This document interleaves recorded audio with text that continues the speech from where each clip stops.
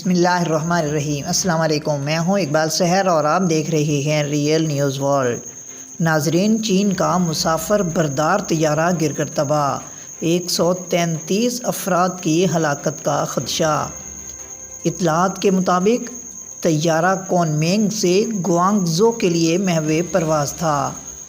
چینی حکام کی جانب سے تاحال حادثے میں ہلاکتوں یا زخمی افراد کے بارے میں تصدیق نہیں کی گئی، تاہم خدشہ ظاہر کیا جا رہا ہے کہ جہاز میں موجود تمام مسافر ہلاک ہو چکے ہیں۔ مقامی میڈیا کے مطابق امدادی کارروائیاں جاری ہیں اور ریسکیو عملہ تعینات کر دیا گیا ہے۔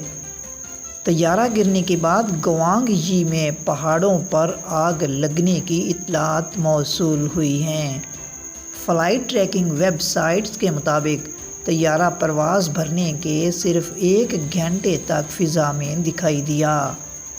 مزید اپڈیٹ کے لیے ہمارے ساتھ وابستہ رہیں۔ اگر آپ نے ہمارے چینل کو سبسکرائب نہیں کیا تو کر دیجئے اور بیل آئیکن کو پریس کرنا مت بھولیے تاکہ ہماری نئی ویڈیو کا نوٹیفیکیشن بر وقت آپ تک پہنچ سکے۔ کمنٹ باکس میں اپنے خیالات کا اظہار کیجیے۔ مجھے دیجیے اجازت۔